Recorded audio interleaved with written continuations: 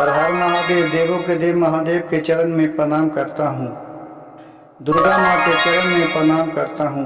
सरस्वती माँ के चरण में प्रणाम करता हूँ। गणेश भगवान के चरण में प्रणाम करता हूँ। गुरु भाई गुरु बहनों के चरणों में प्रणाम करता हूँ।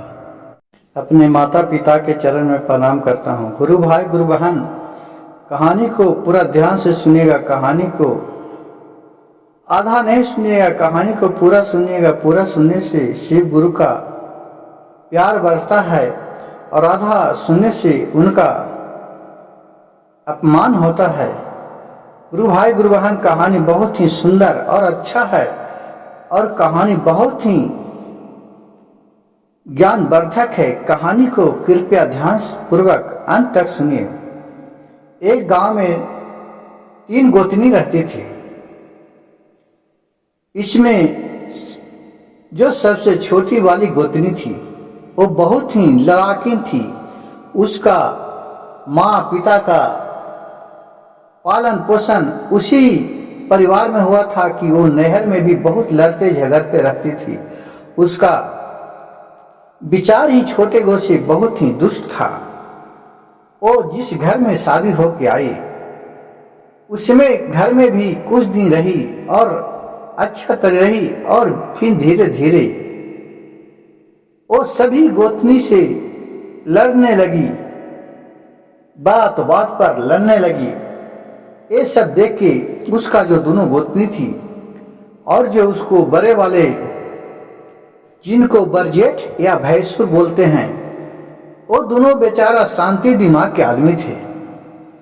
ये सब कच कुछ करते रहते थे तो दोनों देखे कि कम से कम चलो यहाँ तो कमाने खाने हैं, चलते हैं कहूँ अपना बाहर में, पर परिवार के साथ अपना जीवन गुजर करेंगे। ये रोज रोज लड़ाई झगड़ा से तो अच्छा रहेगा ना। वो अपने पत्नी को बहुत समझाई और दोनों पत्नी मानती थी, लेकिन एक जब वो लड़ाकी थी उसको तो हर बात पे लड़ना है।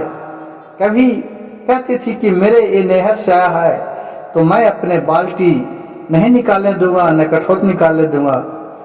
और दूसरा को कहती थी कि तुम लोग तो बड़ा है तो निकालवे करूंगा, मैं अपने सामान में नहर के रेत सामान नहीं निकालूंगा। हर एक बात पर इसी तरह छोटे छोटे बात पर वो लड़ जाती थी। और ये दोनों गोतनी को इसका विचार अच्छा नहीं लगता था। कहा कि चलो इसको सबक सिखाने के लिए तो हम लोग कहीं इस घर से जाना ठीक है।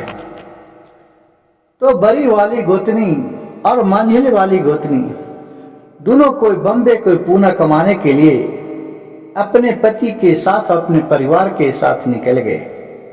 वहीं जाके दोनों अपना अपना काम करते करते दोनों अपना घर द्वार शिव गुरु के महिमा से उनके कृपा से बना लिए। दोनों अच्छा अपने तरक्की किए। अब ये बच गई छोटी वाली गोतनी। इसका भी एक बेटा था, उसको भी बड़ा सरसियाना हुआ, उसको शादी विवाह कर दिया। अब ये दोनों जाते थे तो अपने परिवार के रूप में जाते थे और फिर अपना चली आती थी। कुछ दिन बीतने के बाद उसका बहू भी ढूक गई छोटी वाली गोतनी के। अब उसको बहुत ही जो अच्छा संस्कार विचार के अच्छा घर कहराना के थी, वो सामाजिकता आदमी थी, लेकिन उसको जो सास थी ये बहुत ही दुष्ट थी। वो गोतिया नैया टोला टाटी से हर एक बात पर सबसे लड़ते रहती थी। किसी से नहीं हुआ तो अपने मर्दाना से ही खूब लड़ते रहती थी। बहू आई लेकिन ये सब अपने सास को बर्ताव देख के चुपचाप रहती थी। क्या करी बोली तो। और उसके जो बहू ढूकी वो शिव चर्चा में जाने लगे। लोग गांव घर में लोग शिव चर्चा कराते थे तो उसको सास के नहीं पूछती थी, लेकिन उसके बहू के लोग बहुत पूछती थी। इससे उसका बहू का मान इज्जत प्रतिष्ठा गांव टोला टाटी में बढ़ने लगा। शिव चर्चा में एक दिन गेल थी तो बगल वाली गुरु बहन बोलती है कि हे बहन, तुम्हारे सास तो हर एक बात पर लड़ते रहती है, क्यों न उसको कुछ सबक सिखाती है। कही कि क्या बात पर हम तो देखते नहीं हैं माँ जी। तो हाँ, तू देखते रहना, हर एक बात पर कुछ न किसी से लड़ते रहती है, पर एक दिन जब तुम इधर शिव चर्चा में आ जाती है तो लड़ाई चालू कर देती है, नहीं तो सुता रहती है। तभी मनो रोज डेली किसी से न किसी से झगड़ा कर लेती है। कही कि ठीक है। कहा कि देखना, मैं अपने दरवाजे पर झाड़ू बांधते रहता हूँ सवेरे, तो देखना तुम्हारे बहू निकले के साथ तो हमसे लड़ने लगती है। ठीक है, देखता हूँ।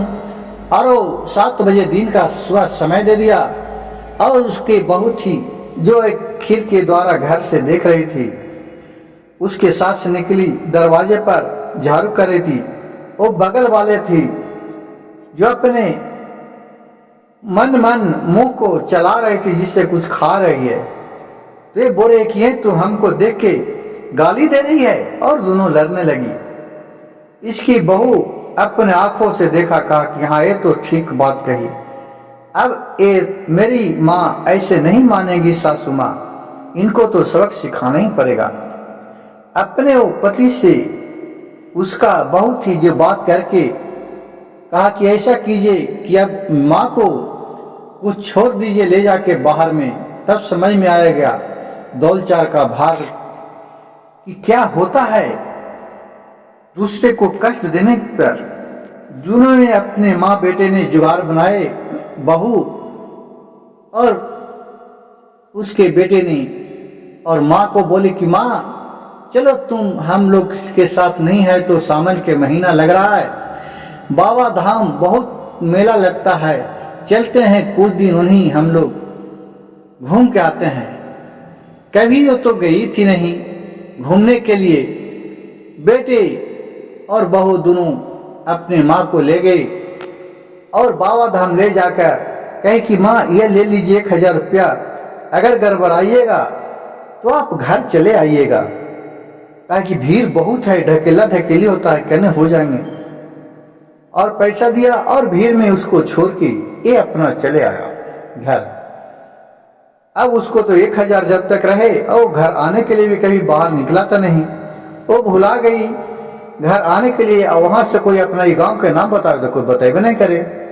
अब जब तक था जब तक तो पैसा खाया, अब पैसा खत्म हो गया तो अगर इसका बोली तो ये रहे, किसी से बोले अरठ बोली और गाली गलौज करे तो खूब मुक्के ढुक्का ढुक्की लाते से डंडा से इसको मार के तो इसका हालत खराब कर दिया।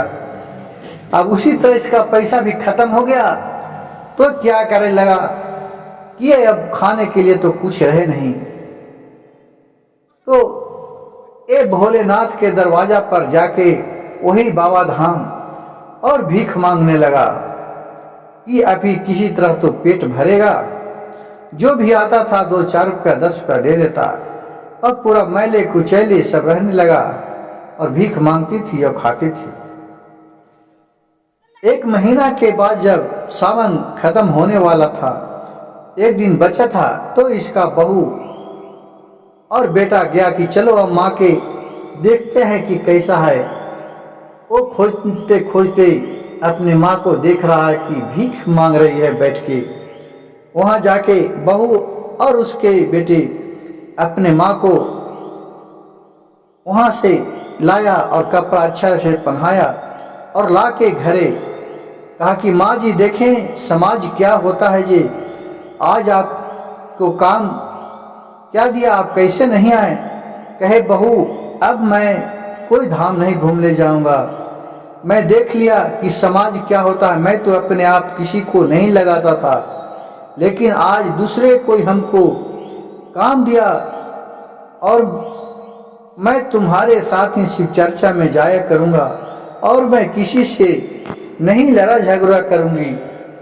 और फिर अपने बहू के साथ चर्चा में जाने लगे और फिर दोनों धूमधाम से शिव चर्चा घर में भी कराई, सास बहू मिलके।